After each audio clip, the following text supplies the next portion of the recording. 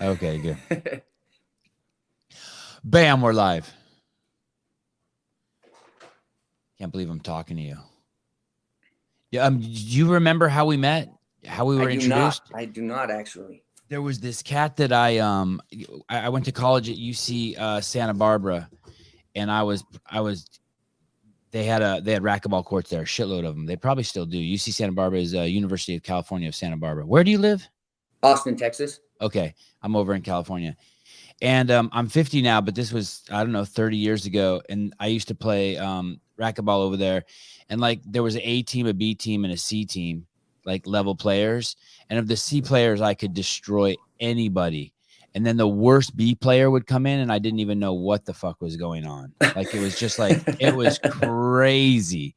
And this dude, Justin Soroyan, who is like younger than me, I don't know. He seemed like a god to me, but he would come in and just destroy me. But I really liked him. And so I would just always play with him. And I couldn't even score a point against him.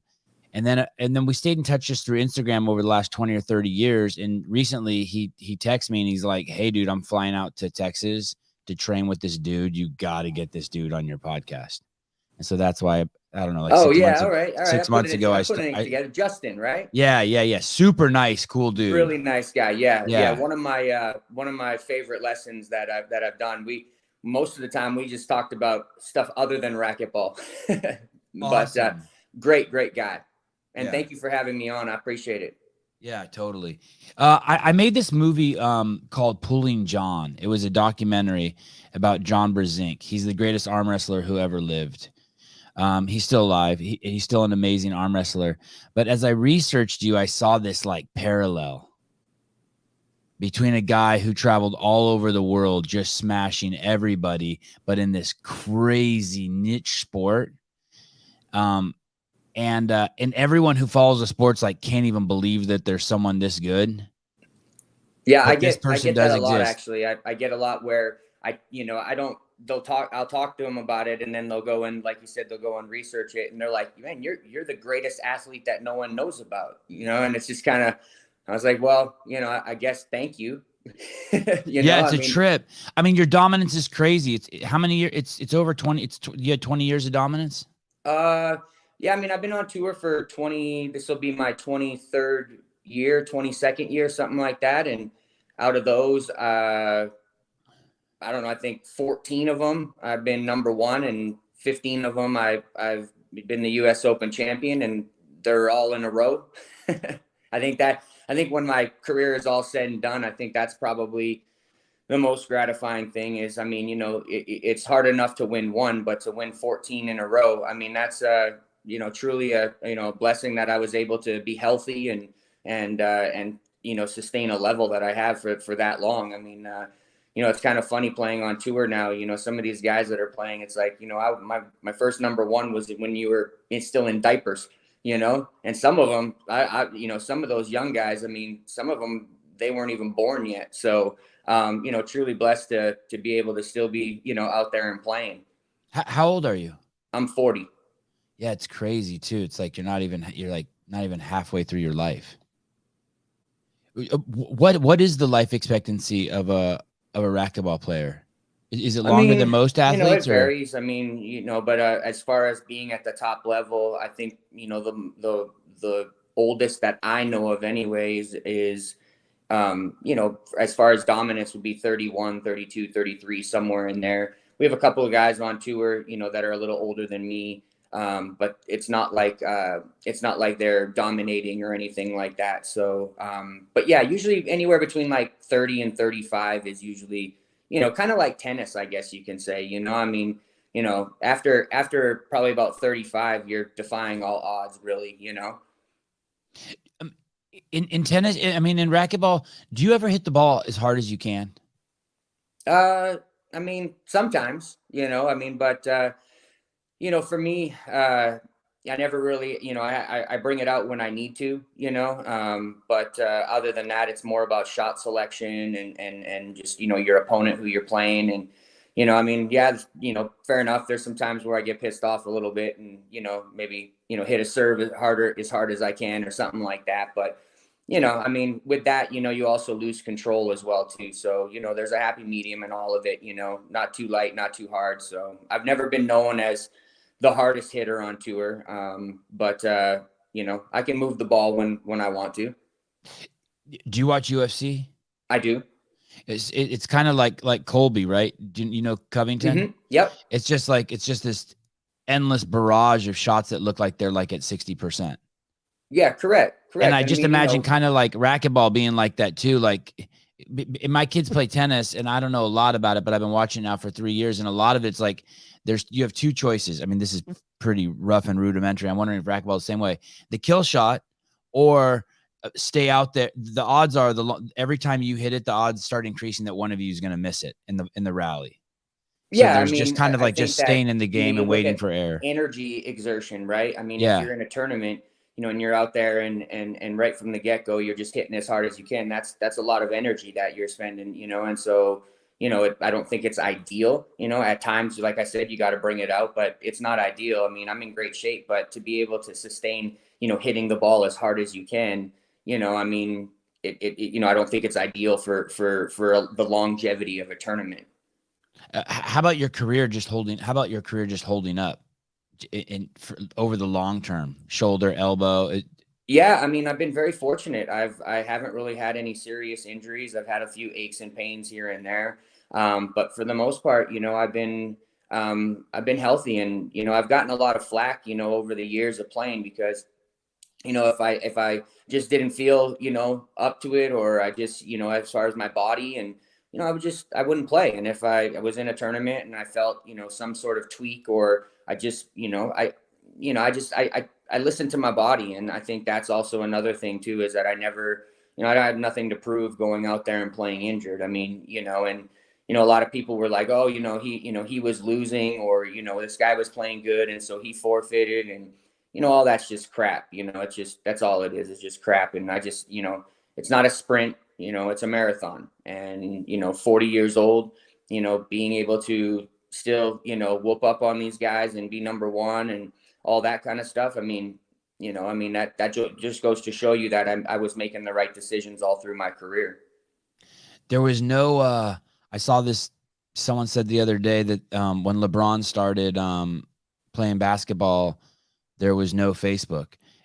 I mean, when you started, it was like there was no YouTube. There was like almost no internet. Like when you were a kid, when you started playing racquetball, I mean, no one even went on the internet. Yeah, I mean, when I was a kid, I don't even think there was internet. Right. I'm trying to think. I was in my 20s my early 20s when I think the first time I started seeing like the internet. Yeah, I mean, I think, if I'm not mistaken, you had to go to the store and buy one of the paper maps if you wanted to get around. Yes. Yes. And you never went hard into social media. It's nothing. You never embraced it like full heartedly. Like you don't have a TikTok channel where like you're juggling racquetballs or some shit. Yeah, no, I've always kind of been a private person. I've always tried to separate my my professional and my private life. I'm just not wired that way. And, I mean, I can say that, maybe it's hurt me a little bit in my career as far as, popularity and maybe sponsorships here and there, but I just, it's not me, it's just not me. And like I said, I've always, I don't look at myself as like Kane, the racquetball player. I'm just Kane, the dad. I like to have a couple old fashions here and there. I like to hang out, and I'm just a regular guy, and I don't ever think about, taking a picture of my food, or just letting people know where I am in general. I don't really, to be honest, I don't really care about it. It's just, that's just me. So I've tried to do a better job the later end of my career to kind of, kind of do a better job of that. I got an athlete page, Facebook and Instagram and stuff like that. But, it's just, again, it's just kind of not me. I'm just, more of a private person. So is that a fifth child or is that a doll? That's a doll. Oh, I was like, if it's a fifth child, I have no idea about it. So, beautiful family, dude. Beautiful thank daughters, you very much. beautiful Thank wife, you. Yes, adorable son. I'm very blessed for sure. You like the smell of racquetballs when you open the can? Yeah, I do. You hear that and you get a little dopamine. Like other kids are like getting happy off of TikTok, you're like, brand new can of racquetball. Yeah. It's kind of, I mean, even like I remember, when I played hockey, I mean, walking in and smelling the arena, and I know this is going to probably sound gross, but when, the smell of equipment and all that, Yeah. there's like some nostalgia on that, it just gets you, kind of wound up a little bit, ready to go. It's funny how new shit does that. I can remember I had a 10-year run of smoking weed, and anytime I would go over to the dude's house to buy a bag of weed, and I would get a brand new, but this is in my 20s. I haven't smoked weed in 20 or 30 years, but I would get the bag of weed and it'd be $60, and just the bottom would be filled. They called it an 8, and I'd be so happy. Or I smoked cigarettes for a while, and even then, you get a brand new pack of cigarettes, then you mature, and it's like, yeah, can of racquetballs. Yeah. Funny how it changes, or like opening a can of beer. It's got that sound. And now it's pouring a protein shake. Yes.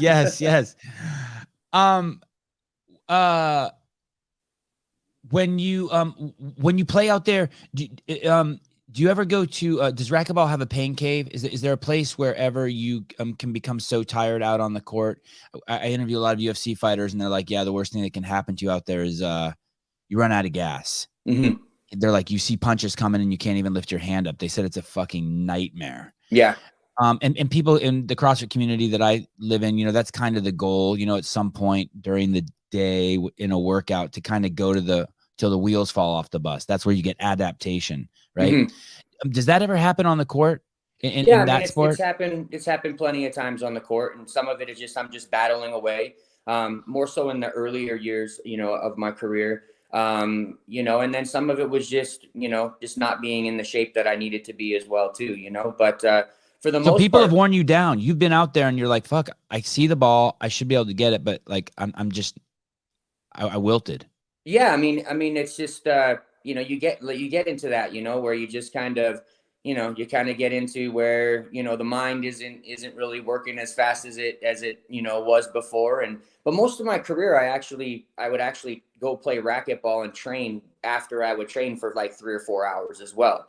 So anytime I'd step on the court, I always wanted to make sure that when I was playing, I was always like, especially practice. If I can perfect practice when I'm exhausted, well, then I have no doubt in my mind that when I get to a tournament and I'm fresh, what I'm capable of, and so playing almost in that lethargic state has been kind of a normal for me, for a long, long time. And so, for me, that's just, I've always looked at it as like, you always want to end the tournament as close as how you started it. But you got to understand that that's not reality. These are all the best players in the world. And it's just, no matter how hard you train, you're not going to be there. Right. So to me, I figured that why not train in that state? And, again, I know what I'm capable of, when I'm fresh. Another thing that I used to do, and this is just, kind of, put me in a good mental state, was I used to go and hit the ball late at night. I used to leave, the house, and I used to go and hit the ball at like 11 o'clock at night. And my gym is open 24 hours. And so a lot of people would ask me why I did that. And I said, well, to me, when I was hitting the ball, I would always think to myself, while everybody else is sleeping, I'm getting better. And so that was just a mental edge that I had. And is it true? I mean, I don't really know. I mean, I don't know, but the reality of it is that's what helped, get me focused and get me motivated. And, so those are those little things. And as, my career went on, I mean, the motivation is changing, constantly. And I think that, if you ask any athlete, in any sport, I think that, at first, I was chasing all the guys, and, that's really easy to get motivated for that. And then I became number one, and, it's kind of like a new relationship, everything is new, everything is great. And then that wears off, and you got to find new motivation after that. And then I became a dad. And so my motivation changed after that as well, too. And then I got a little older, and, I mean, racquetball was the most important thing, for me for a long time. It was the only thing I really knew as far as, my life. Right. And then all of a sudden I became a father, and racquetball wasn't number one. And, and now, racquetball, isn't necessarily number one at all right now. I mean, I still play, and, And, but, you know, I have a job, you know, that I work, and, you know, I have the 4 kids and stuff like that. And, you know, I just, you know, for me, I would rather put, I guess I never put racquetball on the back burner, but I always tried to keep it in perspective that, you know, when you have kids, you know, some things only come around one time. And so you need to take advantage of it. And so, you know, a racquetball tournament or a racquetball, you know, game or whatever it is far less important than, you know, those times that I can, you know, have with my family, my kids, and, you know, watching them play sports and, you know, all that kind of stuff. That's, you know, kind of the most important thing for me, especially right now, you know. I used to own like basically every camera that fucking existed. I was like just a camera nut. Every lens, I spent an absurd amount of money. It's just absurd. And the new Canon came out, new Nikon, new Leica, whatever. I bought it. And when the package arrived, I'd be waiting for the fucking UPS guy, and I'd open it and be so excited.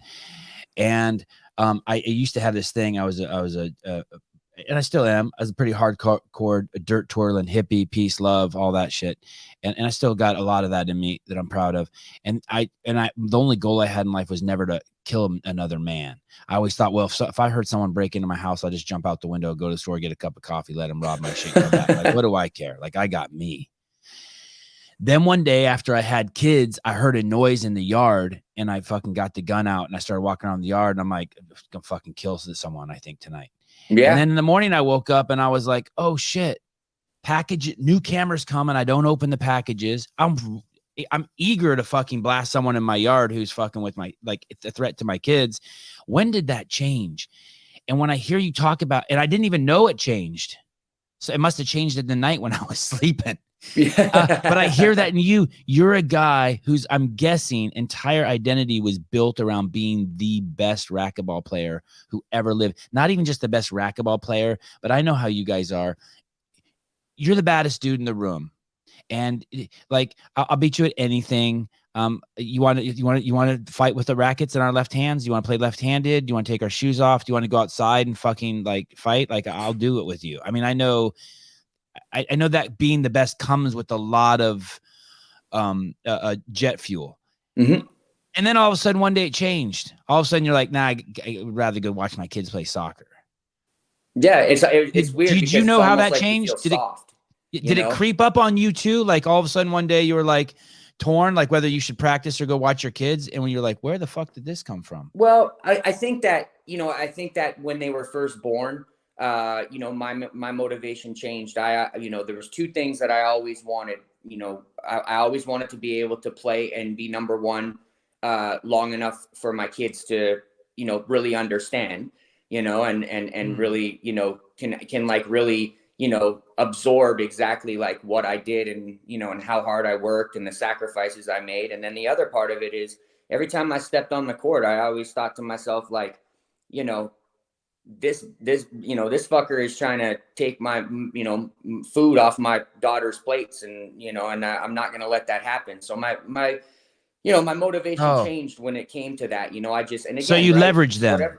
Whatever makes you tick, right? Yeah. I mean, some people, you know, don't look at it like that, but for me, there was a really big importance for me to, you know, not see my kids, not have my kids see me lose, you know. Now I have lost, and, you know, it's actually become a great blessing and a great teaching tool for me. You know, a little while ago I lost, and, you know, I hadn't played for a while, and I lost in the finals, and I came home and all the kids were like, "Oh, you lost." And, you know, it's a great little teaching tool for me to be able to tell them, like, listen, you know, it's how you come back from it, you know, and be humble about it. And, you know, and that's, you know, that's what really makes a true champion too, right? Is like, you know, you think about, you know, people winning and, you know, being a champion, but really, you know, there's many parts to being a champion, you know, and one of that is that, you know, listen, you're bound to lose. You play long enough, you're bound to lose. And, you know, it's how you react to that as well too. Also, that I believe that, you know, makes you, you know, a true champion in general. And so for me to be able to teach that lesson to my kids, you know, and be able to tell them, like, hey, listen, you know, the guy played good, you know, instead of making a bunch of excuses, and, you know, and hopefully, you know, they're all in sports, and hopefully as they grow up, you know, it'll transfer over to them. And, you know, because I do believe that having that humbleness and, you know, accepting what it is, I mean, yeah, I lost. Am I pissed? Yeah, I'm pissed. I don't like to lose, and I don't lose very often, but shit happens, and that's just the way it is. And so, it's also how you come back from it too. And so I played the guy, a couple tournaments later, and I beat him like 15-0 and 15-3, and it was like, come home and I'm like, now that's how it's done. That's how it's done. Like, you may get me, and I'll be there and I'll shake your hand. I'll buy you a beer. Not too many people can say that they've beat me, so congratulations, but be ready the next time. That's kind of my mentality on that. So to be able to teach my kids that as well too, even though I don't think they totally understand, the degree of, I guess, the championship level I've been on, and I'm just dad, and I'm just an old geezer that, doesn't know what I'm talking about. But they're storing it in there. They are. Are your parents alive? They are. Yeah. They live in Canada. And, they trip. Did they trip on your path? Well, I mean, my dad was the one that got me into racquetball. I started playing racquetball when I was 2 years old. I won my first tournament when I was 6 years old. I won junior world championships, junior national championships, stuff like that. And I played hockey. I always wanted to be in the NHL, and I also was not too bad at that. So I quit actually and played hockey for a little while, and I had a bunch of guys at the club that that wanted to pay for my way to go play in the senior nationals, and so I went and played. And how old were you when that happened? How old were you when that happened? I was senior I was nationals? like 16, 17, and so you're young and totally comfortable with a racket in your hand basically from the day you were born because your parents introduced you to it. Then you went to go play hockey because that's what Canadians do. Pretty much. But some guys at the club knew you were so good at racquetball. They're like, hey, we'll give you money if you just do. Yeah, they had been That's playing with me ever since Yeah. I basically was born or going to the club. They'd known me, and so I played a little bit with them, and started playing again a little bit, and they're like, man, like you need to go play. And I was like, I don't really know. I'm not really too sure if I want to do this. And so they paid my way, and next thing you know, I win, and I'm stuck on the Canadian national team. And then I'm, making $30,000 tax-free money from the Canadian government. And I mean, that was pretty much, it, because when I was growing up, we didn't have a lot of money. And so, it was an opportunity for my whole family, their lives to change too. I mean, an extra $30,000. I mean, even though it was a training, kind of allowance, you can say, and I mean, it changed, it changed a lot for and that was probably that's the equivalent to like 60 or 100 now. Yeah, exactly. I wish I was joking, but I'm not. This guy here in the comments, David Smith, he owns this tennis racket company. And he sent this racket out. My kid plays awesome. A shitload of tennis, Komodo. And he writes, the GOAT. Love hearing the mindset of the best ever to do it. Thanks, David. And this racket's awesome. And I keep it. I'm going to take it out and play with it, but I want to keep it next to my desk so I can keep plugging it. When I look at young footage of you, there's this I don't see a professional athlete. I see dude who hangs out in bar and fights vibe. Like I get this like almost like this, like you're a redheaded kid vibe from you. Like when you're young, when they're interviewing you, you seem like more like a guy who collects money from people who didn't pay in Boston than an athlete. It's a trip. You got this pretty hard vibe to you. I appreciate it. Yeah, I like that. I appreciate well, that. Thank you. I kind of, I actually take that as a really good compliment. That's might be one of the best compliments I think I've ever gotten. Actually, yeah, I don't get any of this. No, I mean, I'd like to come across like, I'm a nice guy, but I just don't take no shit, and I'll just tell you how it is. Sometimes I get myself in trouble because I don't really sugarcoat things. I just kind of tell it how it is, but I think and you were thicker. Important. Your head was a little bit rounder. You had this kind of like baby face, and your shoulders were broad, and you just didn't look like this svelte guy out there who would be bouncing around. What was life hard for you growing up? I mean, at times, I mean, I think that I think that's fair to say with everybody, though. At times, everybody's family. I mean, I didn't have the best, childhood as far as like what I had as luxuries and stuff like that. But that's okay. I think that, my mom and dad got a divorce. I How old were didn't you get. when that happened? I was like 8 or 9, and Yeah, I that's a actually tough didn't. age for that to I happen. lost contact with my mom for 12 years. So there were some things that obviously, were rough, but I look back on it, right, and I think that the only way that you can possibly, to me, look back on it, and I'm sure people can, also they've had their problems and stuff, but listen, I mean, I think looking back on it, I think to myself sometimes, like, if those things didn't happen to me, would I be the man that I am today? And I don't want to make light of it, because some things I just don't agree with, and some things, they don't really sit heavy with me anymore. I'm pretty content, with where I'm at in my life, and how I got here and stuff like that. But I think overall, people harbor a lot of things, from their past, and, whether it's 5 years, 15 years, 20 years, whatever it is. But I think that, in time, as time goes by, I think that you have to put it in perspective. And so, I try to, for me, that's how I put it in perspective. I think, I don't necessarily agree, with everything like that. But, would I be the man that I am today if those things didn't happen, 12 years. So you were 8 years old when you lost contact with your mom. Yeah. I was like, well, actually I was like 11 years old, somewhere in there. And then my mom actually called me 4 days after I had gotten married, when I was 24, Oh shit, you got married young. I did. Was it drugs? Did your mom get into drugs? Is that how your mom vanishes? No.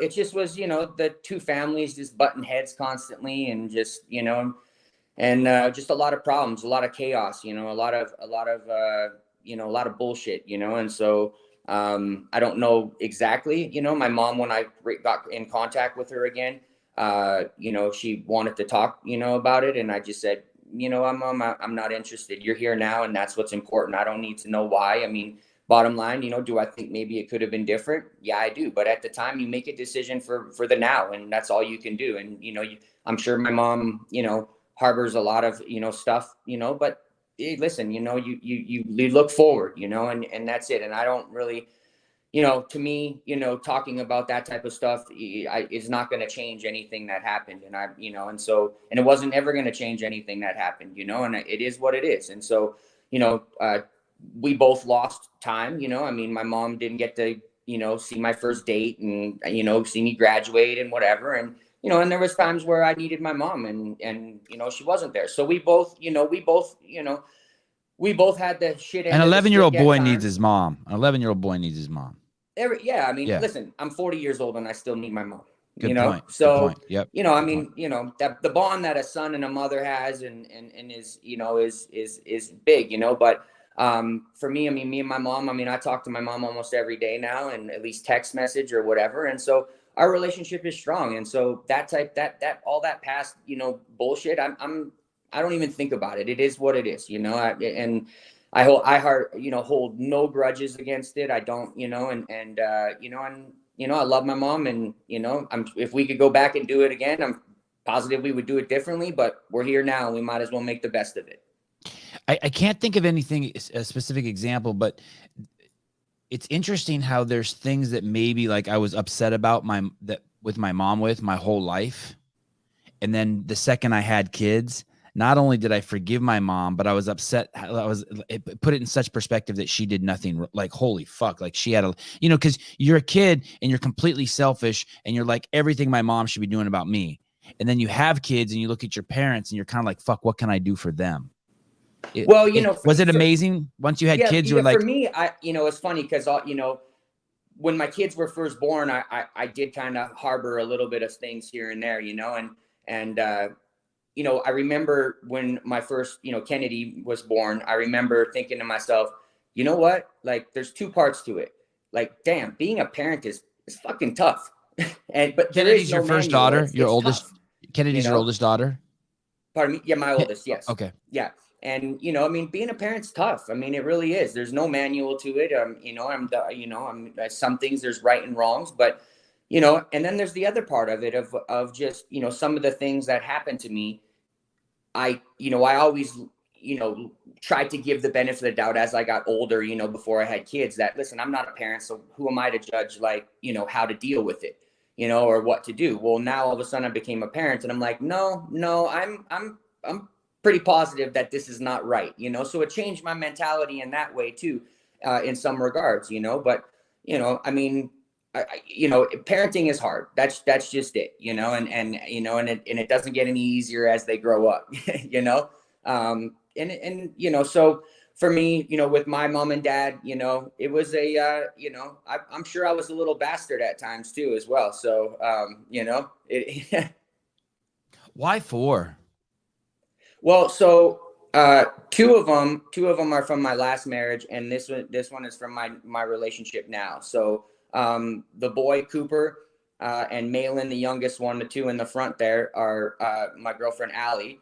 Those are her kids, and the two in the back are mine from my previous marriage.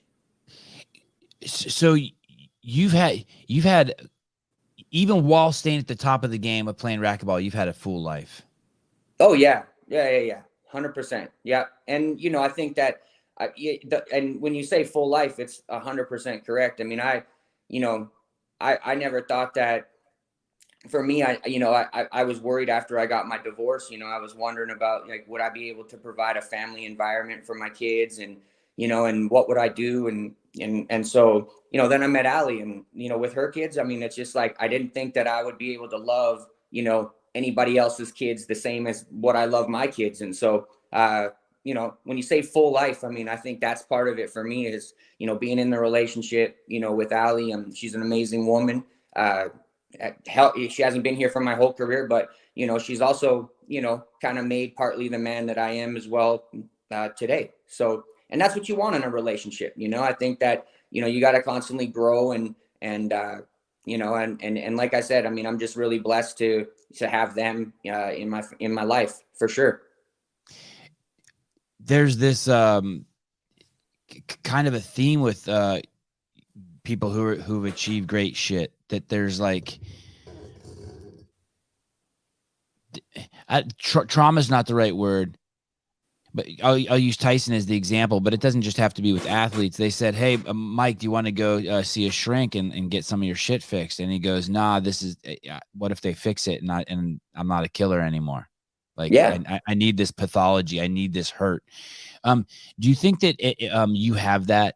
You think there was like something like inside of you, like running might be too strong of a word, but like Rich Froning, one of the greatest athletes to ever do CrossFit.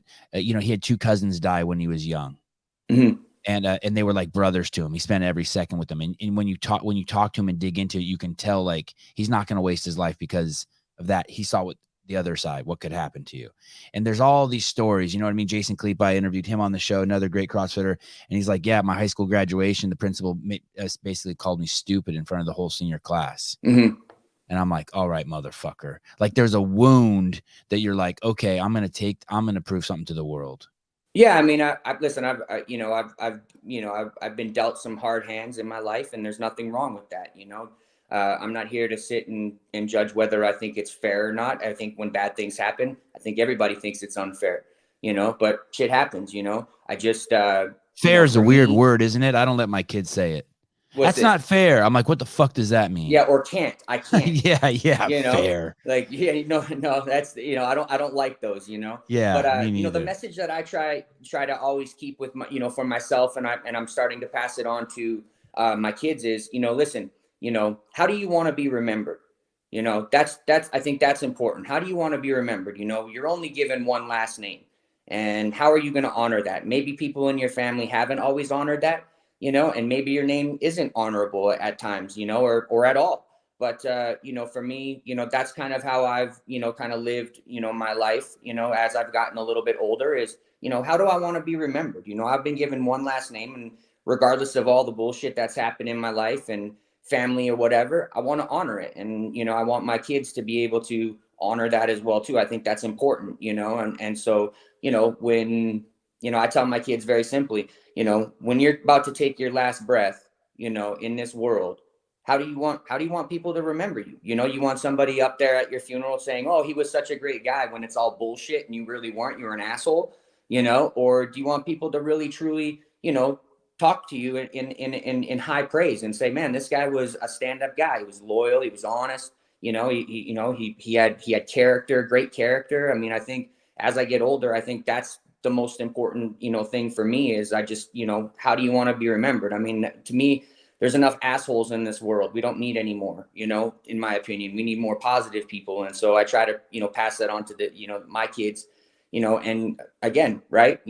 I want to honor my last name. I want, I'm only given one, and I want to honor it, and who knows, maybe in that I can change the perception of anything that ever happened in the past, with my family, as far as my, being that last name, or maybe I can make somebody proud of being, a Waselenchuk, or that maybe might not have been, the proudest. So, I try to do my best, I mess up, I make mistakes, but don't we all, so you just keep plugging away.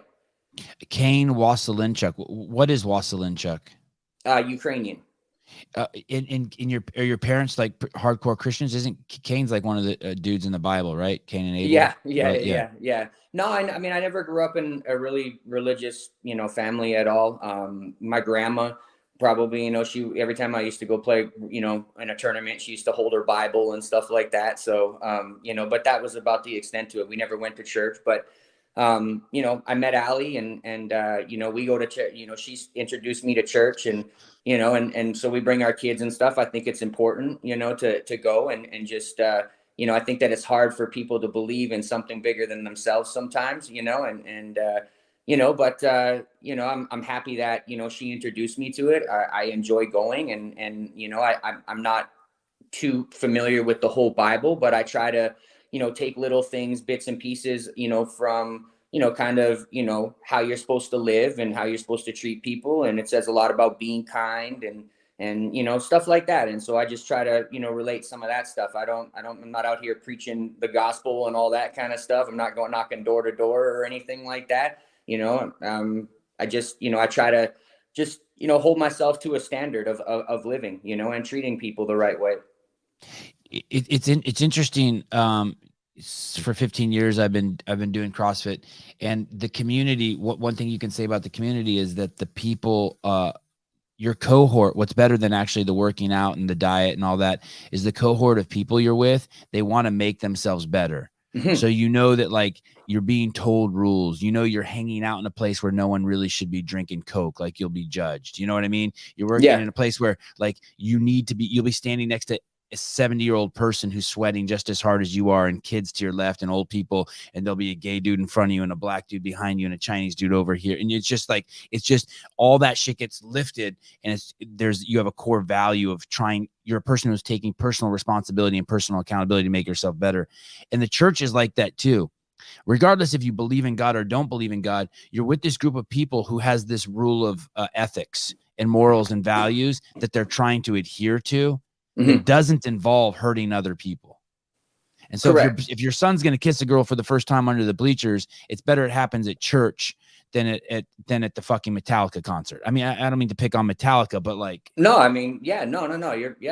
It's fuck, 100%. Man, it's a better club than the punk rock club.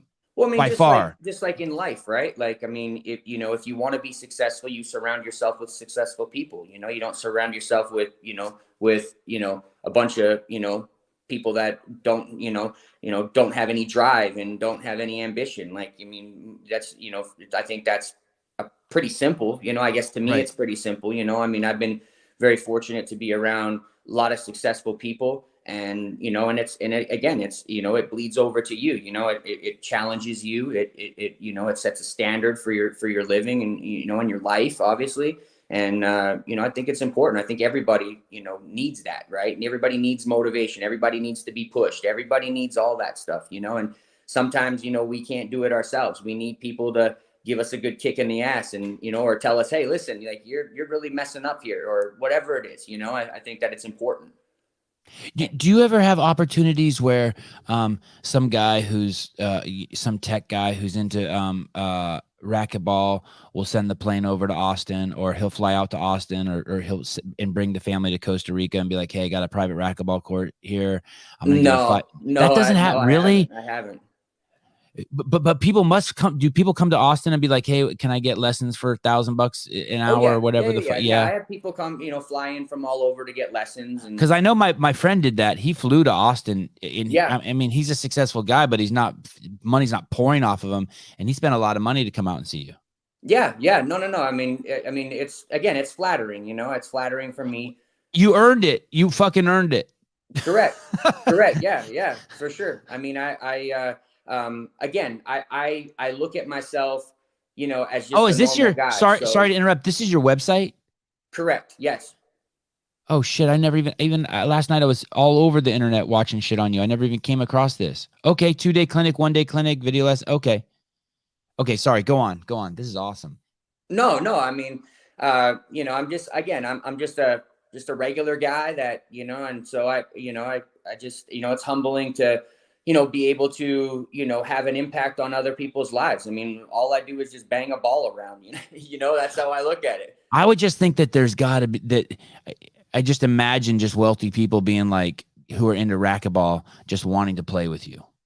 Yeah. I mean, I guess this is where it's going to show who I am. I don't really care how much money you have. If you're not a nice person or I don't like you, I don't want your money. And that goes even for sponsorships. Every one of my sponsors that I have, man, they're great people. And I really like them. And I think that's what's important. I'm not the type of guy to just have a bunch of zeros thrown in front of me. And if I think you're an asshole, I'll just take it. That's just not me. I've never been like that, And so, I just, again, money's important and all that. But, to me, surrounding yourself with good people is much more important, to me. Do you know the worst you've ever been hit in the court?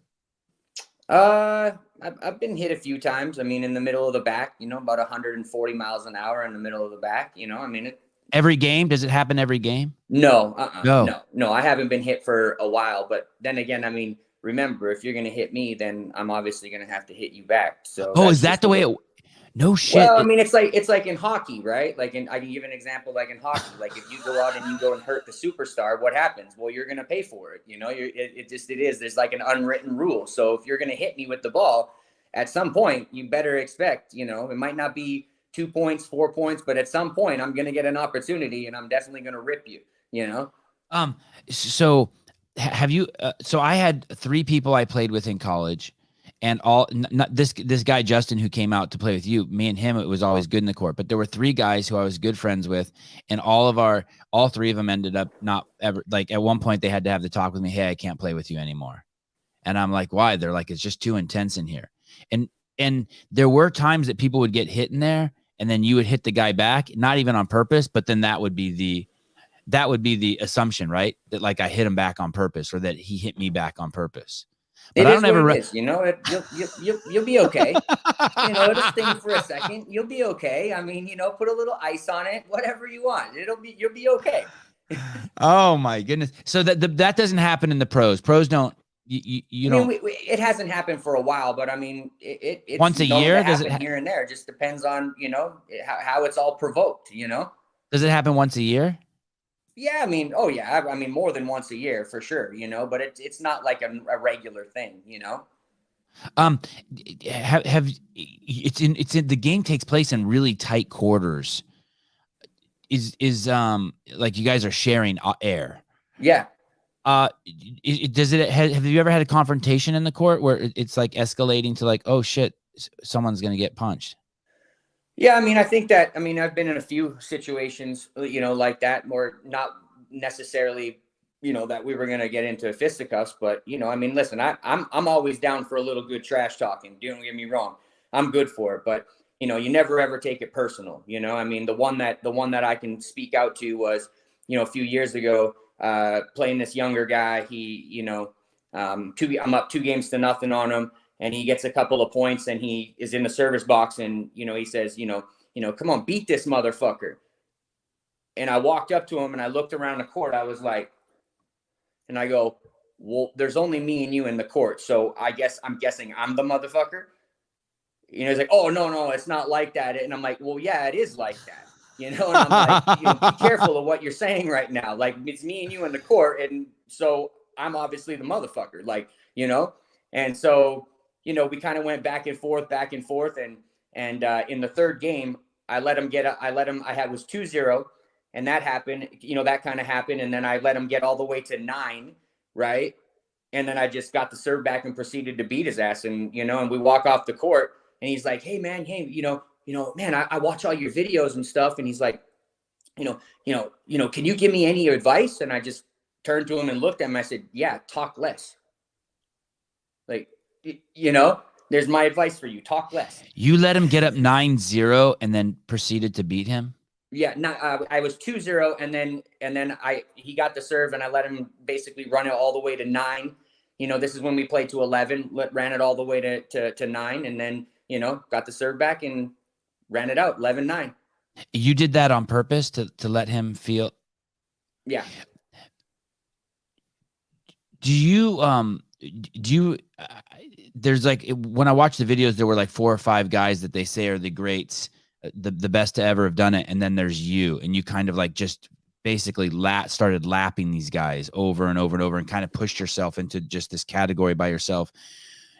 Can you remember any times where you played these guys the first time, the former greats, and it was the first time you played them, and maybe you were nervous, and then a few points in, you were like, oh shit, I can do whatever I want? Yeah. When I played Cliff Swain in Las Vegas, I was like 17, 18. He was number 1 in the world. What year was that? I started, warming up, and I just kind of sat there for a second, and I was like, holy shit, I'm on the court with Cliff Swain. Like I know this guy. I knew this guy for a long time, and not personally, but man, I heard about him. I'm like, man, dang. And then got in there and, started banging, and all that kind of went away. The first game he beat me like 11-2. I come out of the court with my buddy, and I'm like, damn, he's good. And then, I go back into the court, and then I beat him 11-2, and I walk out, and I'm like, well, he's not that good. So, that was the first time that I'd ever played him. And he was a warrior as well too. When we went at it, we battled, big time. I was never very good at sports, but I've read a lot of books about it. And one of these books I was reading recently, I can't remember the name of it. Maybe it was Range or something. They said the thing about Gretzky was that, he was running the algorithm, so he could see where the puck is now, and he could see where the players were, and then he knew where the puck was going to be in 45 seconds, and then he would go wait over there.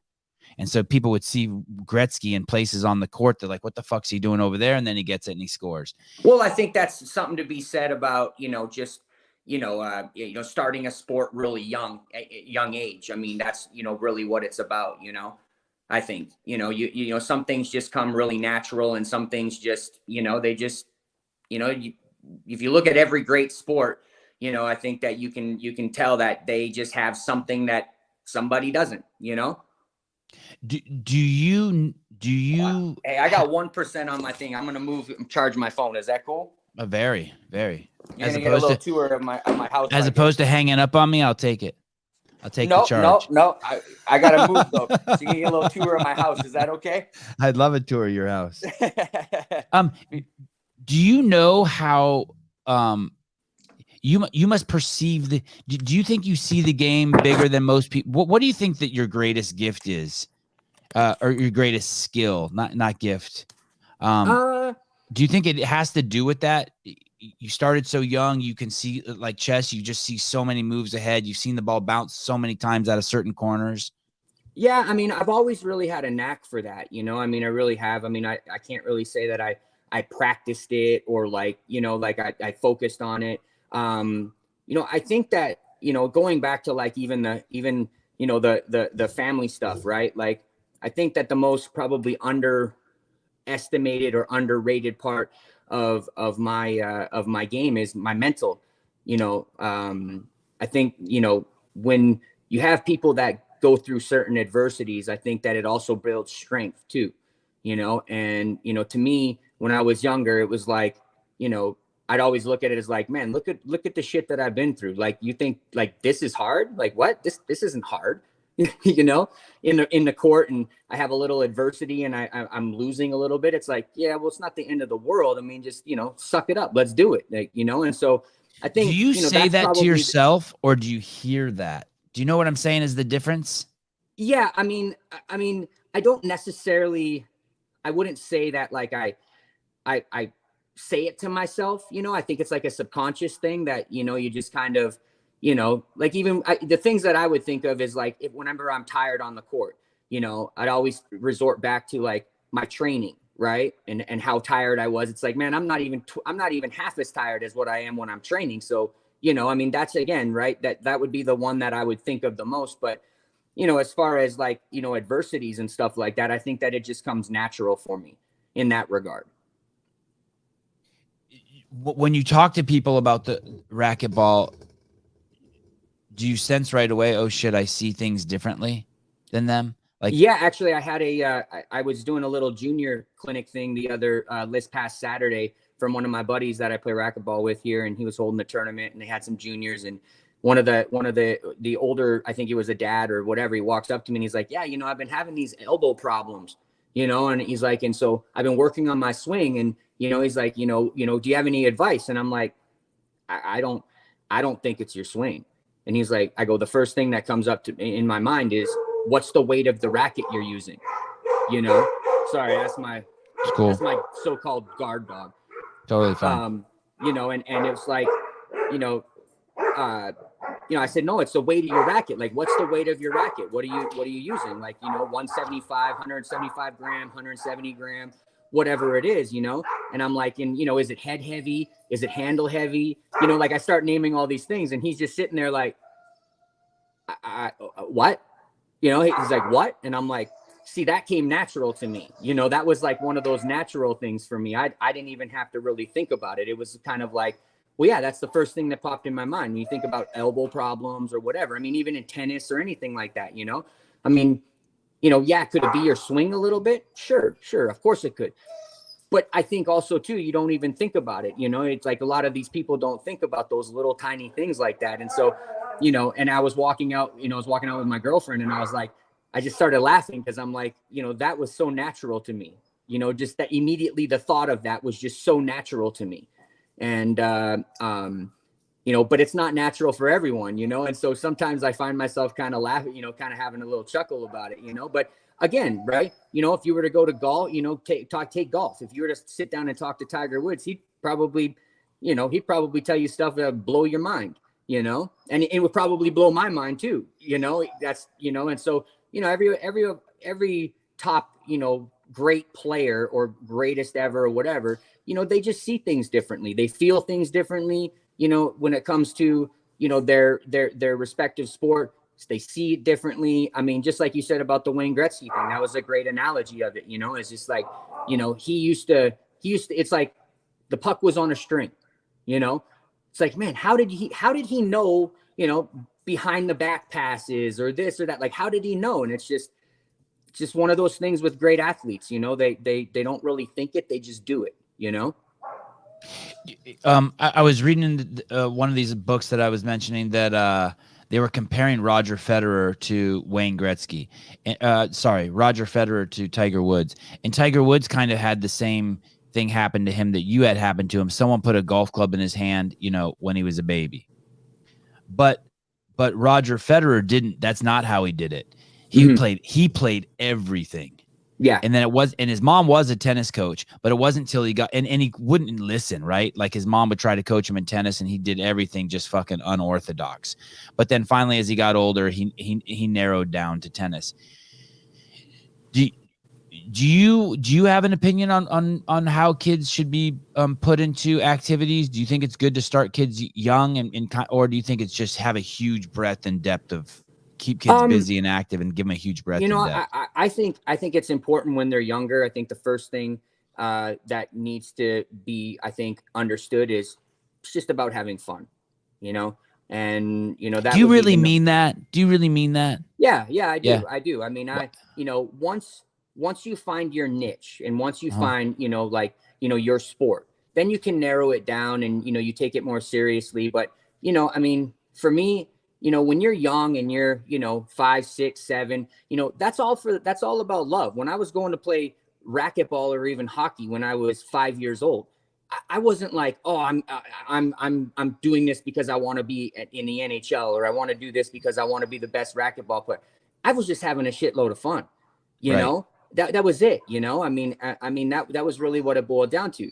Then, when I started competing, in racquetball and in hockey, then it changed the mentality, right? Because now there's other people out there, that are pushing you, right? You now have a team. Racquetball is more of an individual thing. Hockey was more of a team sport. So putting other people, kind of anything for the greater good of the team, for me, like when I played hockey, I thought it was really cool that, and hockey's much different now than it was when I was playing, but I always thought it was really cool that, hey, like, what you mean I can go and fight this guy if I want, like, and I can hit him and I can, like, that was one of the things that I was like, man, this is cool, and then, of course, hockey really helped my racquetball, like lateral movements, being able to skate, really fast, being a good skater, some of the stuff that I used to do on skates, I couldn't do it anymore, but, it didn't realize it at the time,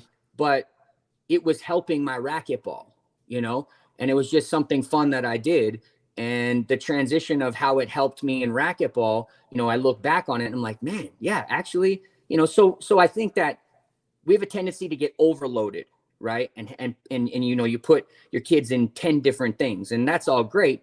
But once they find their 1 or 2 things that they really like, then just let them focus on that. I mean, I think one of the biggest issues now with kids in sports is that, they just got to grow up too fast now. You just can't be a kid playing a sport anymore. You got to, if you're not being checked out by scouts when you're 13, 14, then you might as well pack it in and go to college and, become a lawyer or a doctor or whatever it's just like, and I didn't have that when I was younger. We were, I was in the generation of, just be a kid for as long as you can, and, I think that's kind of an unfortunate thing for kids nowadays is that, with social media and all those kind of things, there's a pressure on them, there's a pressure on them to, grow up faster, be mature faster.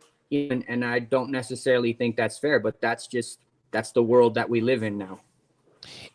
You mentioned the word sacrifice, making sacrifice. And I always struggle with that word. Did you mean to use that, or what does that mean to you? Like you said you want your kids to know the sacrifice you gave. Yeah. I mean, listen, to be a champion, you do have to sacrifice. And what I mean by that is that, when I was 18 years old, I had $1,000 in a duffel bag and I came to Austin, Texas, I went from seeing my friends and my family every day to seeing them once every 3-4 months, as an 18-year-old, that was not easy. Back in high school, where everybody else was going out to parties and having fun, I was at the racquetball court, playing. And so that was a sacrifice as well, too. As I got into my professional career, my family was the ones that were sacrificing. I was sacrificing to a point. I missed, birthdays, with my daughters. I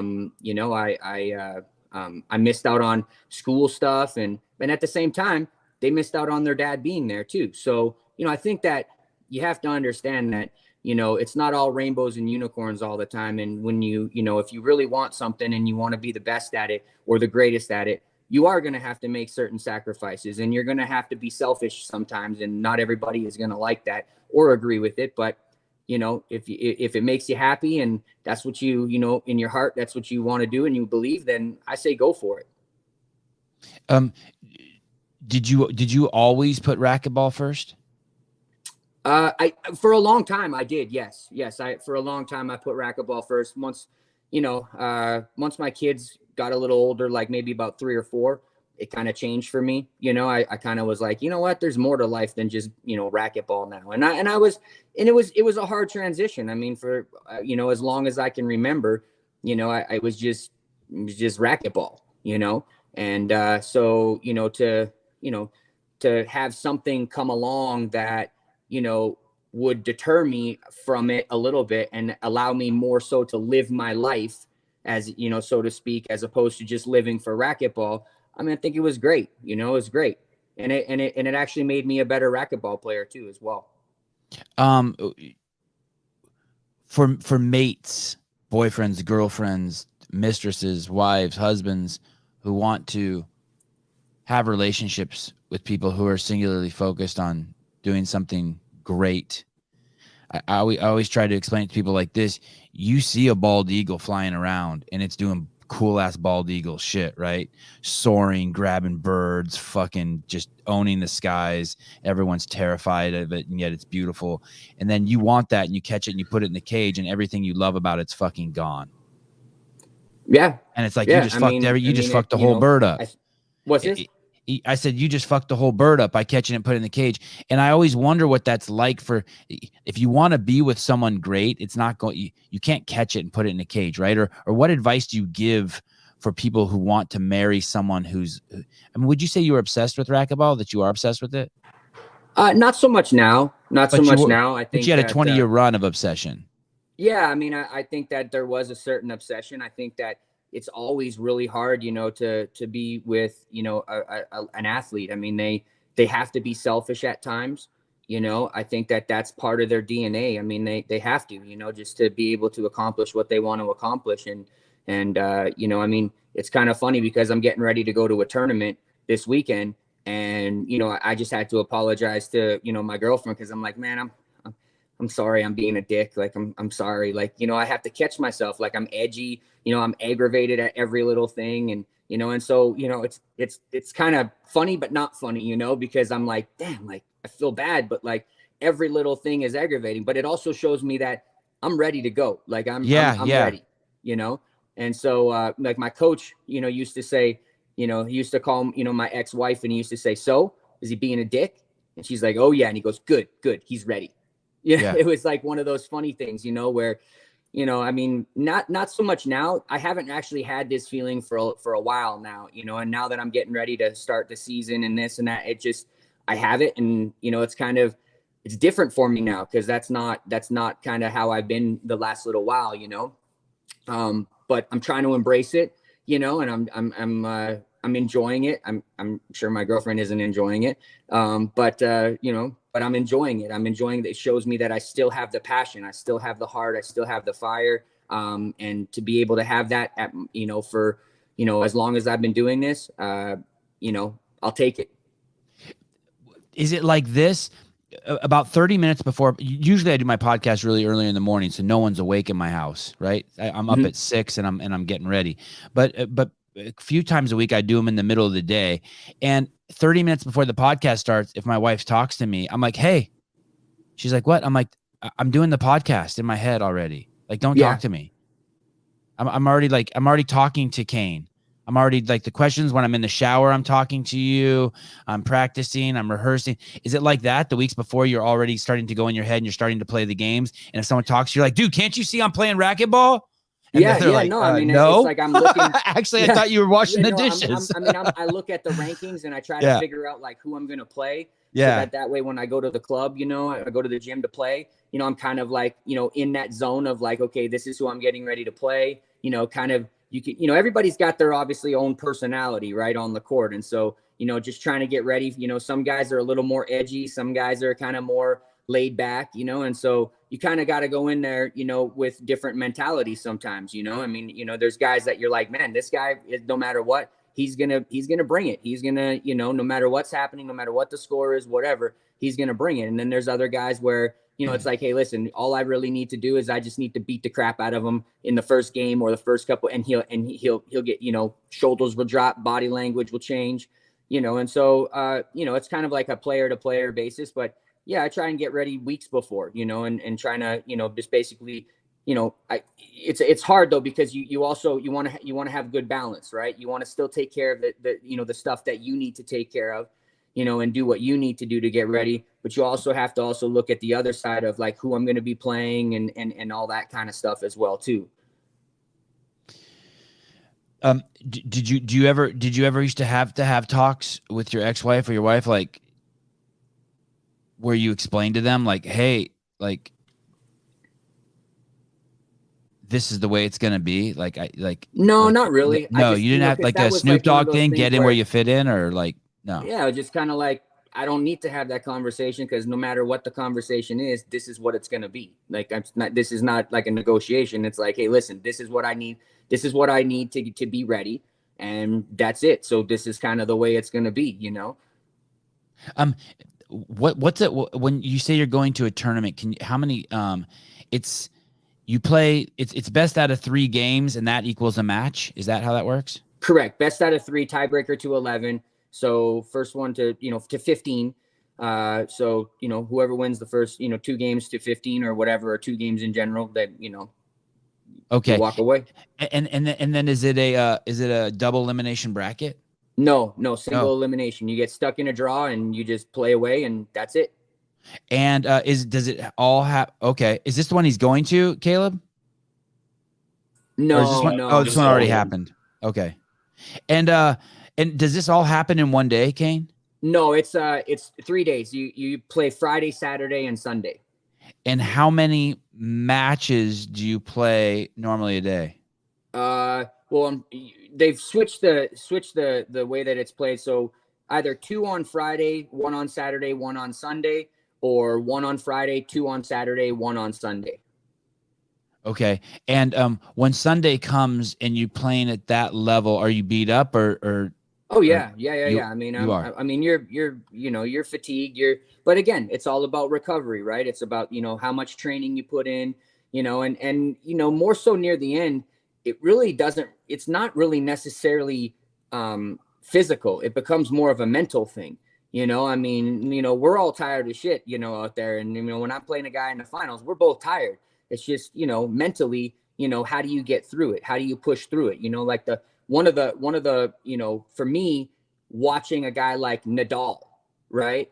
Like, I mean, that's just amazing. That mental strength that he has is just amazing. Like to just be out there and be that intense and push through it just, I think that's, I love watching it.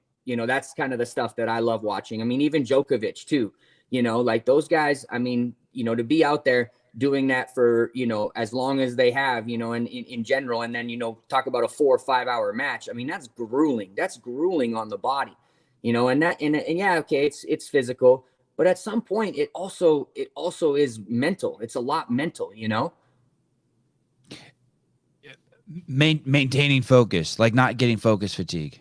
Yeah. Not getting complacent, staying focused, staying in the moment, all those things. Everybody has their little lulls and their little, where, you kind of take a couple points off but you can't do that, especially when you're in the finals, because the guy that you're playing in the finals, remember, he also, worked hard to get there as well too, so, I mean, but again, you talk about the training and you talk about just the mental state that you're in. I think that it's important that, that's why like I said at the beginning, that's why I go and I train, when I'm tired, right? So that way, when I get into a position like that, it's still mental, but it's not as mental for me because it's not uncharted territory for me. This is something that I put myself through on a daily basis at home training, You rehearsed it.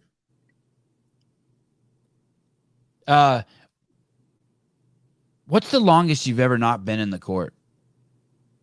Longest you ever took a break in these past, 38 years? Probably, I don't know, maybe 6 months, a year. And so when they started putting rules down in 2020 to 2022 to like not be in close quarters and shit, you just said, fuck that. I gotta play. Well, I mean, I think that I was fortunate living in Texas. We weren't really on lockdown. Not even in Austin, didn't those guys like spin out of control in Austin? No, we were we were okay. I mean, I was still going to restaurants. I mean, you had to wear a mask, when you walked into the restaurant, but as soon as you sat down, you could take it off. Personally, I don't understand the logic behind that. Me neither. I guess, but it is what it is, and there was a rule, and so that's pretty much But you never wear a mask in the court when you never wear a mask in the court when you played someone. You were never wearing a mask in the court. No, I wouldn't even step on the court. I'm not doing that. I'm not doing that. I can't do that. But you probably seen it, right? Two dudes in a racquetball court wearing masks. I have. But I mean, you know, I've also seen people with nobody in their car wearing a mask too. So Good point. I mean, hey, listen, whatever your level of safety is, whatever it is, whatever makes you comfortable, you do it. You're a better dude than me.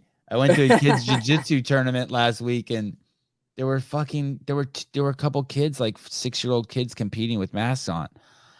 I'm like, dude, you got your kid's face covered while he's trying to fucking fight with it, while another kid's trying to beat his ass. Say that again. Sorry. It's been huge. You know, I think that's been detrimental to young kids. I mean, most of the, you know, when you have interaction, even like we're having, right? You know, you look to people's facial expressions. You know, it's like sometimes you would say something, you're like, are you laughing? Are you what's happening? You know, and for a young child that's developing, I think it's detrimental to them, you know, and so I think that really hurts some kids in that regard, you know, and also too, you know, having the whole like plastic up on the desks and all that. I mean, it just, you know, it's crazy times. I mean, you know, I mean, that type of stuff will be talked about forever and in history, you know.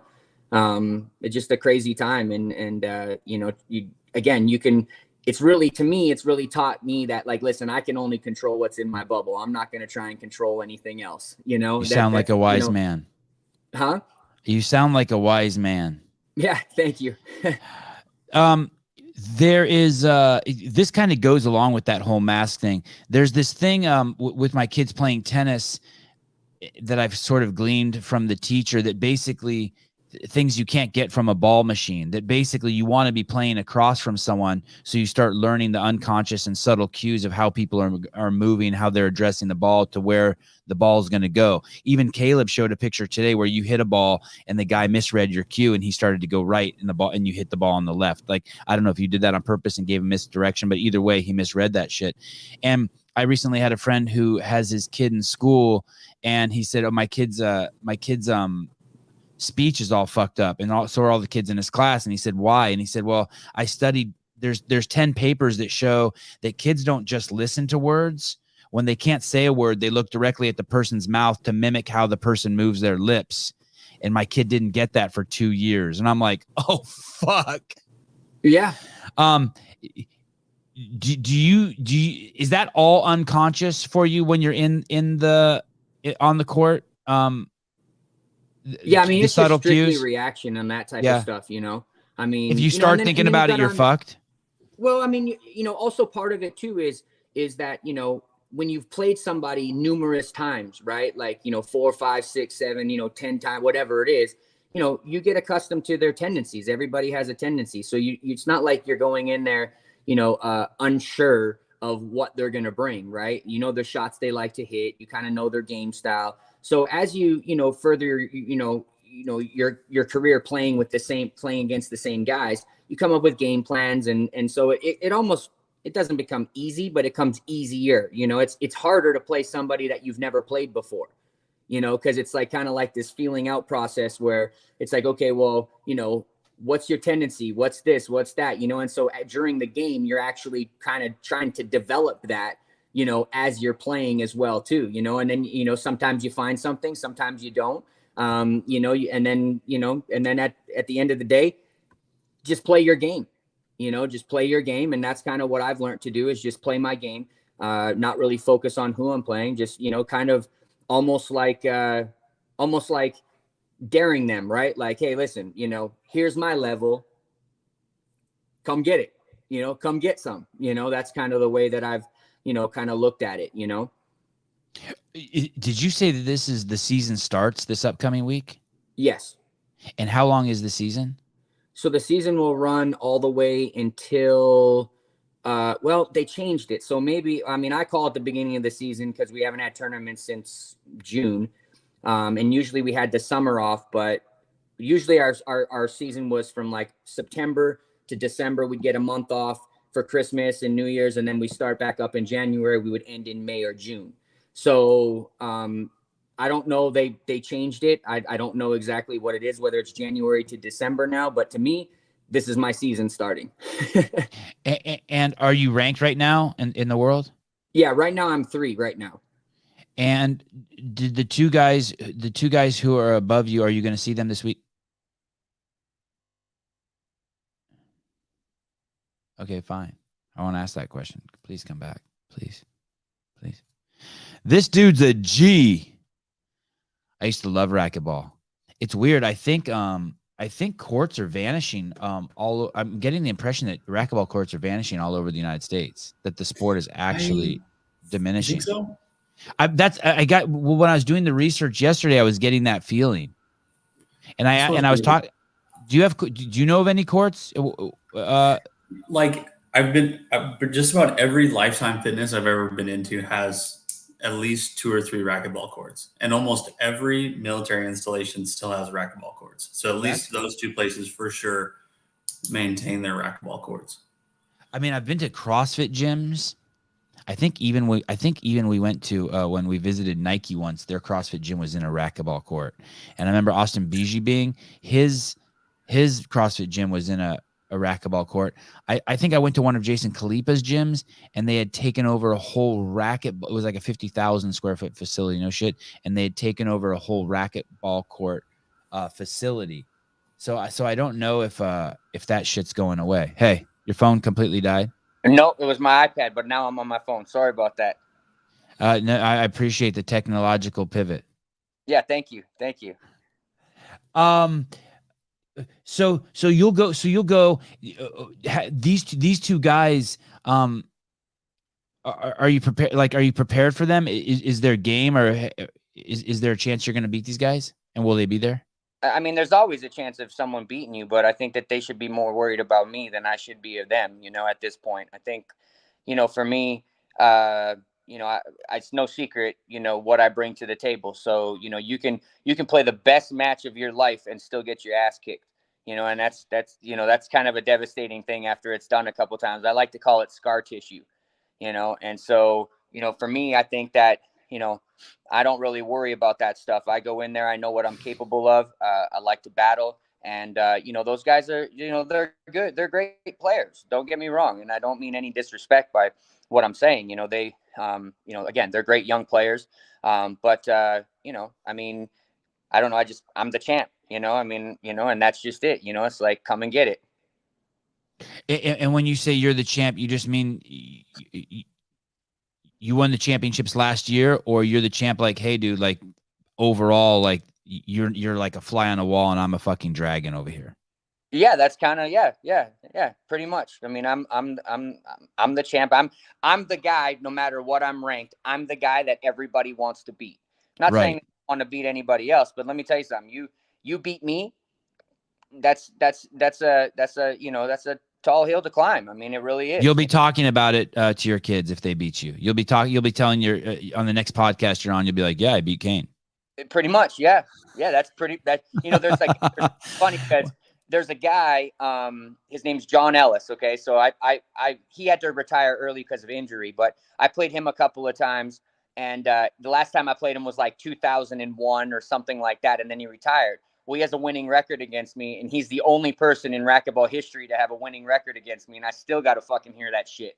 I still got to hear it. I'm just like, I'm shaking my head. I'm like, dude, it's 2022, but we, I have a good laugh about it. I mean, it is what it is, but it's funny how now at that point, I was kind of irrelevant, right? So it didn't really matter. Well, now all of a sudden I'm very relevant, and, that still comes up every once in a while, Hey, was that guy even a good, like a best in the world guy, or was it just early? Yeah, he was number 2, 3, 4 in the world for a long, long time.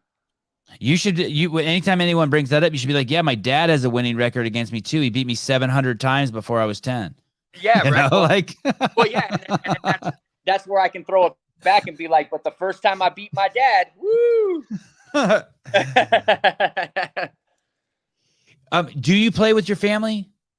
I mean, here and there. I mean, I try to separate that. If my kids want to go and play, I'm more than happy to take them and, hit the ball around when I'm at tournaments, and they're there, they'll get on the court and hit around a little bit. But, I show interest in the things that they show interest in. I try my best not to force anything on my kids, as far as sports or whatever. You guys, you guys find what you guys love, and, and then we'll go from there. If it's racquetball, awesome. If it's volleyball, great. If it's football, baseball, whatever it is, you guys have to figure that out. I can't, I know a lot of parents, it's like, I played football, so I want my son to play football. It's like, oh, I get it. I understand it to a point, but I think that sometimes it's a little overbearing. Let them choose, let them choose what they love. And just because it's not, maybe not be what you love, it's okay. There's nothing wrong with that. So I let my kids choose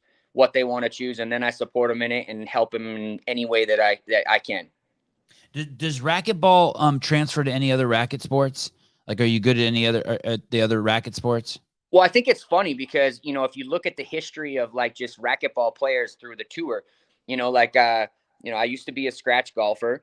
I was a high level basketball player. I played volleyball. I think racquetball is one of those sports that, it teaches you a lot of, the connection between mind and body. And so, it's a little bit of everything, right? It's like hand-eye coordination, agility, speed, power. And so explosive. Yeah, it really, body control. And so I think it really transfers over to a lot of sports. I mean, like hitting a baseball is no big deal. I mean, I can throw a football 50 yards. Like, it's just not a big deal, but it's a lot about the mechanics of it.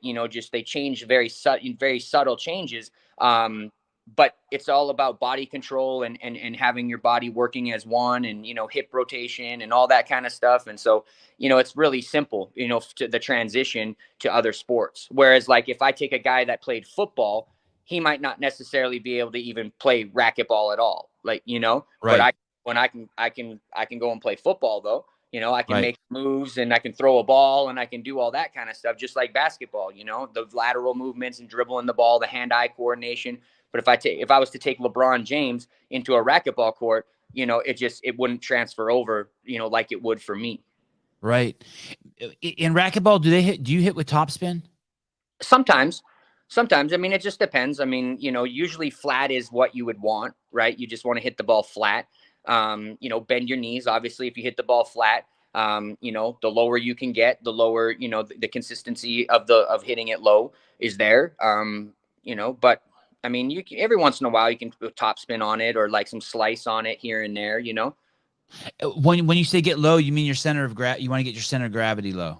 Yeah, basically like just drop your ass, kind of drop your ass kind of thing. And if you can if you can play a majority of the match low like that, maybe not running around, but when you're hitting the ball, getting low, if you're doing that, then I mean, you're putting yourself in a pretty good position to win.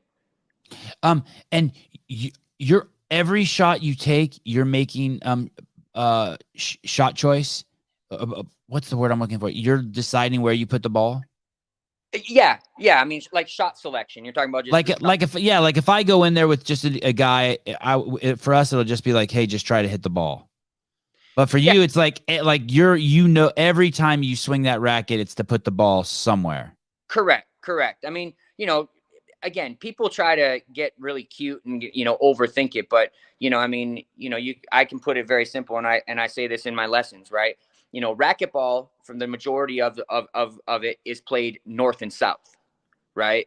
So if you're playing somebody, you would want them to go east and west, right? So if I'm playing, if the majority of racquetball is played north and south, but my opponent is going east and west, I'm having a pretty good. I'm probably going to be pretty successful. I guess that's like with tennis, also, right? That's the whole thing. Correct. Yeah. And so, if I can have my opponents moving to the side walls as opposed to front and back, I mean, I would like to think that I have a bigger advantage. So, balls that are down the line, if you can hit nice down the lines, real tight up against the wall, most people don't have the footwork to be able to put themselves in a position to hit an offensive shot. So majority of the times you're probably going to get an opportunity, to the next opportunity you get is going to be, hopefully an opportunity to put the ball away or end the rally. How often, I'm guessing if you hit the ball and then you're in the guy's way, he can say something to the judge like, "Hey, Kane was in my way," So and you redo the point or something, right? Well, there's two things. There's a replay and there's an avoidable. Avoidable is when you take an offensive shot away from your opponent, right? So if you and I are playing and I hit the ball back at me and you're just standing there ready to hit, that would be an avoidable. So either it's a side out or a point. If you're serving, it's a point. If I'm serving, it's a side out. And then a replay, which means you get to serve again. Yeah. Replay is there's nothing. It's just we're replaying the point. Okay. Right. And then, but avoidable, if you're serving and I hit the ball back at myself and you're standing there getting ready to hit an offensive shot, that's an avoidable. So you get the point. Okay. And does that happen every game? I mean, yeah. I mean, replays and avoidables happen quite often. I personally, I don't really like the whole voidable thing because I think it's very subjective. I think that, like, I mean, I can also hit a ball between my legs and that's offensive. Offensive doesn't necessarily mean I'm set up, ready to go, ready to hit. I mean, that doesn't always correlate, so I don't like it. I don't like things that are very subjective. It's just like I get one ref, and he's like, oh, that was an avoidable. That was an offensive shot. And the next ref is like, well, no, I just a replay, so I would hope that at some point we kind of look at that and change that to either everything's just a replay or everything's just an avoidable, whatever. You know what I mean? Just make it black and white. Don't have this kind of gray area of like, just like I said, of it being so subjective. I think that I don't think that it benefits our game in that regard. Do you talk to yourself about that beforehand? I had one of my friends who's a professional arm wrestler says, hey, every time I go into a match, there's two people I have to beat, the ref and my opponent. Like, and I like that mindset because then he's not he's taking control, right? He's taking responsibility. Yeah, correct. I never try to blame the ref. I think that, do I have my 2 cents that I want it? Yeah, I give him my 2 cents every once in a while. But also too, there are most situations where I'm like, you know what? If I didn't hit that crappy shot, I probably wouldn't have to be arguing with the ref right now. So you try to put, that accountability on yourself, and in my career, no ref has ever, been the outcome of my match, winning or losing, I mean, and I don't want to look at it like that. I think that that's poor. I think that's a weak mentality in my mind. You take accountability for it. I mean, it's like, like I said, there's been plenty of matches where I'm arguing with the ref, but when I go back to return the serve or whatever it is, I'm like, he shouldn't even got that opportunity. And if I would have put that ball away or I would have hit a better shot, then I wouldn't have to be arguing with him. You ever been in a court and you're like, hey, this court's not the right size? Or, hey, that's not like this court's off by 4 inches. And people are like, what? And then they measure it and it's off. Or like, you're like, hey, dude, that's that glass. Something's wrong with that glass. Yeah. I mean, we've played on some pretty interesting courts. I mean, there was a court that we used to play on in Stockton where the cement was coming off. Stockton, California? Yeah. Of course, the cement was coming off the wall in Stockton, California. But no, we've had courts that, the front wall didn't really seem flat. You hit a certain part on the wall and the ball would jump or it would go down or, the glass, the floor is a little slick or it feels like, it's not, kind of all flat. Like, yeah, there's plenty of things. You make the adjustment. And do it. Oh, what's the best shoes? Do you have a favorite shoes? Well, I mean, for the longest part of my career, I just used Jordans. I used to love Jordans. And then, for me, they got all kind of cute with the whole lightness of the shoes and all that. And so it was hard for me to find shoes. I found some shoes, actually, the Air Force 270s. I have like, I don't know, I think, yeah, those are them right there. Those are my bread and butter. I've used those for a good part of, I don't know, I think 5 years. And they don't sell them anymore. So, but I have like 24 pairs of them. So I think I'm good. Wow. Okay. Yeah, that's smart. So you found the shoe you like, and what size do you wear? 9.5. So you're like, okay, I'm getting a shitload of these. Correct. Yeah. So I bought every color in that shoe, and sometimes, and the ones that I liked, I bought 2. And then I had a really nice guy hit me up on Messenger and was like, hey man, I see you wearing these shoes, what size are you? And I'm like, well, 9.5. He's like, well, hey, let me send them to you. I don't use them and I collect shoes, but hey, you want them? I'm like, sure. So he sent me a box of them as well too. So, that's cool as shit. Yeah. I also had another, I can't remember who it was, but I also had another guy reach out to me on Messenger, and he made me some Nike, the Nike ID shoes. I don't know. Yeah. So you can go on Nike and you can make your own shoe and put your initials on it and all that kind of stuff. And I had a guy send me some shoes that he had made for me, which was kind of cool. Yeah. I have you're a wise man and you only deal with what you can control. I'm not so wise and I can't stand Nike. I want them to I want a giant fucking boulder to smash their empire. Yeah. Yeah. Listen, I get what you're saying. I just like the shoes, Yeah, you're a good dude. I agree. I agree. Hey, isn't that nice when someone does that to you, sends you a pair of shoes? It's like, it's a small gesture, but it's a pretty big gesture. It's like, it gives you like, wow, humanity is cool as shit.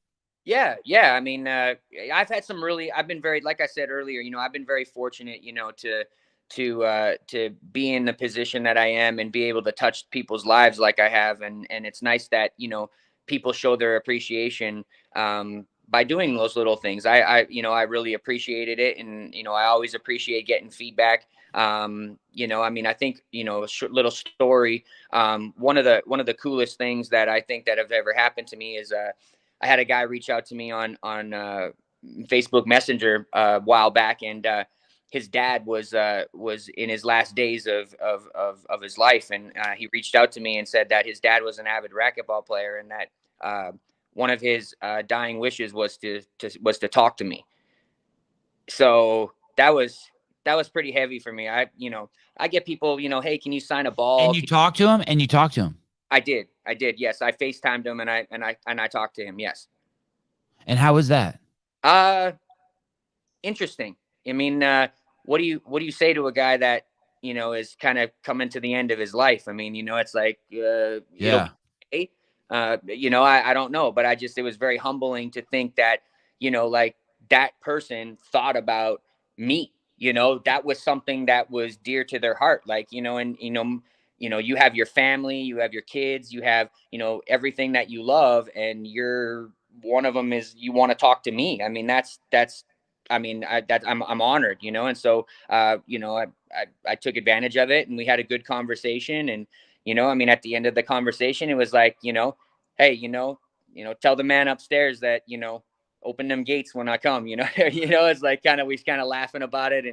And it was just like, hey, I'll see you again sometime soon, I took racquetball in college too. I got an A. All right, Sean, shut your trap. No more. Well, actually, it's fun. When I was 15, we did sports in high school, and we went and played racquetball. And at that time, I was already the junior world champion. And the coach starts teaching, and I'm like, I raised my hand, and I'm like, hey, you're wrong. And he's like, oh, I'm wrong. And I'm like, yeah, you're wrong. And so I ended up teaching the racquetball class for. Wow. And I got an A as well too. Yeah, Sean, he got an A too. Yeah. Did you get the class? Yeah, Sean, did you get to teach? And he says he would wear Reebok pumps. Yes, I would. Those were my shoe back in the day. Do you have a coach? I do. Yes. Jim Winterton. What's his name? Jim Winterton. And he's your racquetball coach. Correct. And how do you choose a coach? So interesting story. I never had a coach until I became the number one player in the world. And then I became the number one player in the world, and I knew that I was going to have to evolve. And so, I'd known Jim for a while. When I was playing for Team Canada, I lost to one of his players. He was coaching Mexico at the time, and I lost to one of his players. Well, obviously I was one of the favorites, even though I was young, and he took me aside and he was like, hey, listen, you're going to be great, man. He's like, you don't let this deter you. You don't let this, affect you. Keep your head up, keep working hard. You're going to be a great player. And then a fast forward to when I finished number one, when I was, 21 years old, 22, somewhere in there.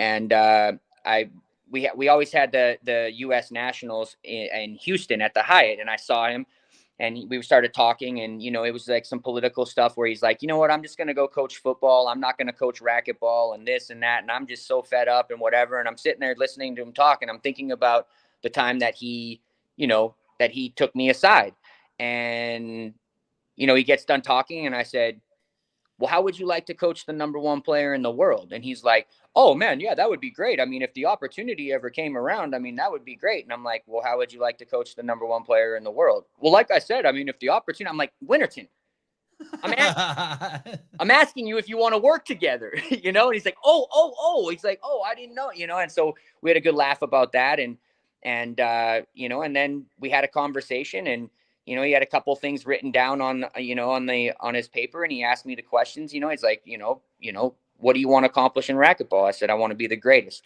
And he had that written down. You know, you know, what do you want to do after racquetball? Well, I want to have an education and be able to, you know, move on with my life. He had that written down, you know, and I think the other one was just, you know, kind of like work hard, you know, like just constantly working hard. And so basically there was 3 check marks, and the rest is history, you know? So we started working together, and, you know, we've had some pretty funny, you know, encounters. Like the first time we got onto the court, you know, he has his glasses on, and it was safety glasses, and I don't have them on. He's like, where's your safety glasses? I go, I don't know, in my bag. And he's like, well, are you going to put them on? I'm like, no. He's like, well, why not? And I'm like, well, exactly. Why? What, I mean, do you plan on doing something to me? Like, I'm confused.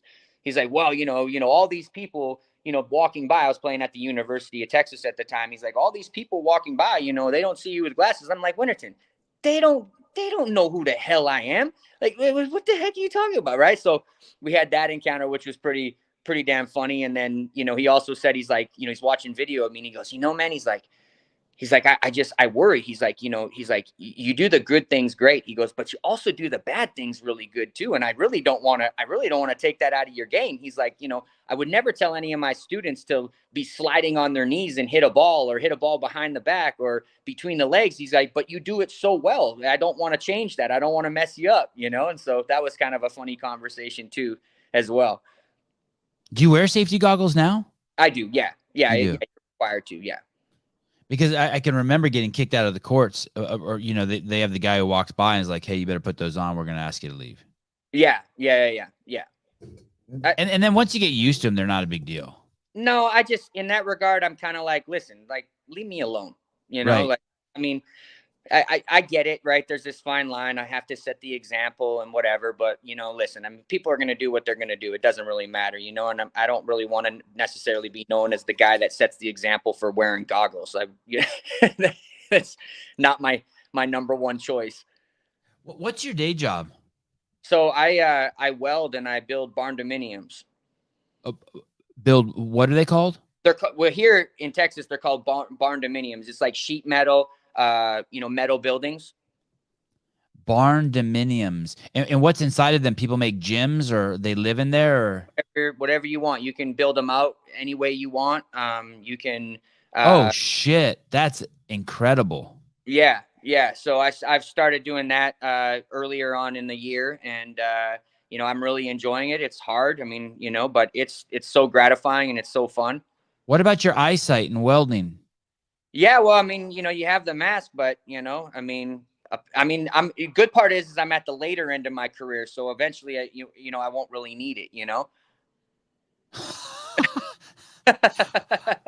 Hey, I won't need it to be what it is, you know. Do you are you going to play the whole season this year?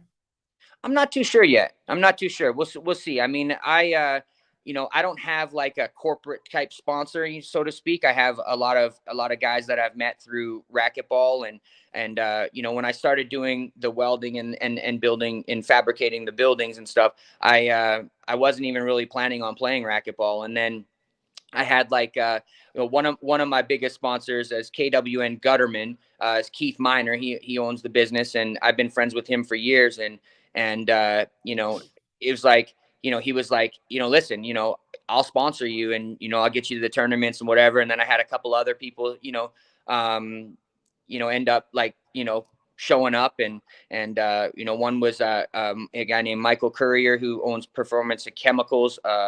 And then there was another guy, Carlos Cabrera, who he started a nonprofit organization called Angels on Earth, PPEC, which is for kids with kids with any disadvantage between the ages of like 1 and like, I think 18 or 21. And so they go around and help kids that, are underprivileged and stuff like that. So I'm really honored to be a part of that. And he stepped up. And so, those people right there, I was telling them, I'm like, man, it's like, thank you, man. But you get like, it's like, I hate you guys. Like, you guys make it impossible for me to walk away. Like, I wasn't really interested in playing. I was more like, you know what, I'm moving on to the next phase of my life. Maybe every once in a while I'll, poke my head into a tournament, beat a couple asses and ride off in the sunset until the next time kind of thing. And, I'm really fortunate to have those people, in my corner. And, but yeah, it's kind of funny because I'm like, man, I hate you guys. Like you make it impossible for me to say no. Have you ever had a racquetball court at your house? I have not. No, but I've had situations where I had, private courts that I would go and play on. Meaning like someone has one at their house. Correct. Or at their business or something like that. Yeah. Yeah. That's crazy. Yeah. But you know what, again, those are all great and everything, but I like to, like, I'm a member at Lifetime, and I like to play there, and I go out and talk to everybody and, help some people when they, when they're in the court playing, I'll go in there and kind of like, hey, hey, just want to let you know this, and this. I mean, for most people don't know who I am. So they're like, who is this jackass coming in here acting like he knows it, But, they slowly, somebody will tell them. I don't walk around and tell people, what I've accomplished. That's just not me. And and a lot of times I'll be with somebody and, I'll be like at lunch with my buddy and someone will be like, oh yeah, what do you do? Oh, I play racquetball. And my buddy will be like, hold on. He's just play racquetball. Like this, Right. like, and he won't tell you, but I'm going to tell you, So, again, that just goes back to what I was saying, is that I just, when I'm off the court, I've always been under the mentality of, when you step on the 20x40 court with me, you're in my world and it's not going to be good for you. But when I step out of that court, man, I am no better than anybody else, outside of that court. I'm just a regular guy, Those are the dimensions of a racquetball court, 20x40? Correct. Oh, I never would have thought it was that wide. Yeah. Wow. Yeah. Yeah. You guys make it look small. Yeah. I mean, again, just the reaction time and the speed. And I mean, it's just, when I was younger, I used to tell everybody, listen, some people like to bungee jump. I like to play racquetball. You're telling me racquetball court's 800 square feet? Yeah. I got this house in Berkeley. It's 860 square feet, and I rent it for $4,000 a month. That's crazy. I rent someone a racquetball court for $4,000. Fuck. Kane, it was a pleasure meeting you. You're a cool cat, man. You're as cool as I thought you were gonna be. Thank you, man. I appreciate it. I appreciate you having me on, and we should do this again sometime. It was great.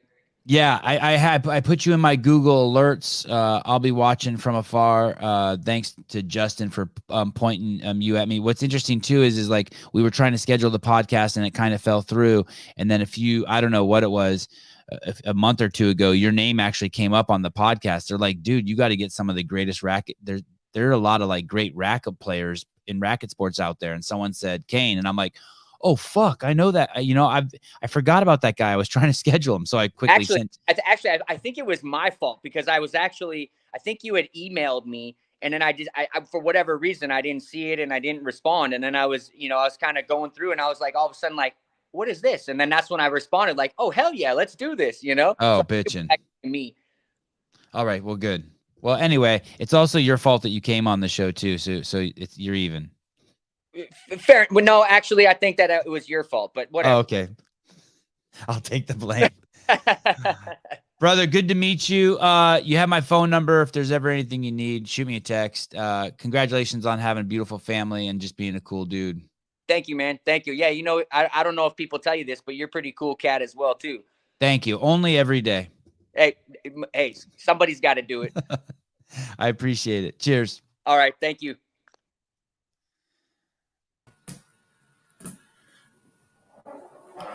How come I have no humility? Why can't I just say thank you? Why can't I just be like, yeah, thank you? How come I have no humility? Sean M. Kane is a good dude. Sean, you're a good dude. I know. I don't know how Brandon Waddell. Oh, you changed your profile picture. You didn't think I'd notice. Brandon Waddell. Christine needs to change her profile picture. My goodness. I saw Christine. I couldn't even recognize her in person from her profile picture. What does she look like? I don't know. I mean, she doesn't look bad in that picture, but that's just not what she looks like. Look how intense she looks in that picture. She looks scary. I don't know if I want to know her. Like she's holding a kitchen knife below where you can see. Yeah, I'm terrified. Good one, Sevan. Thank you. Yeah, he's a stony cat. I appreciated his. He's got. It's all. How about when he told the story about the guy he was playing with, and the guy was just talking to himself, and he goes, "Beat this motherfucker," and he's like, "Hold on a minute," and he walks. I'm like, really? Yeah, you can't do that on one-on-one competition. Like, you have to. It's all internal talk there. You get a 3,500 square foot house on 50 acres with a pond in Oklahoma for $4,000 a month, but people also think we ride in horse and buggy. Chase Bryan. All right. I would have kept him on longer. I have to use the bathroom. Classic. Tomorrow is Thursday, the 15th of September. I don't see. Oh, Kevin Kessler. CrossFitter who had a heart attack in the gym. All right, this should be fun. Hey, Kevin, what's up? How are you? You had a heart attack? All right, cool. Good talk. And then I need to do a live call-in show sometime soon, maybe tomorrow night or Friday. Oh, I don't know if we're doing the UFC show on Friday. All right. Anyway, thanks, Caleb. No problem. And I'll talk to all you guys soon, sort of. In the comments, chat with you, acknowledge you. I'll acknowledge all of you guys soon. Hi, Adam.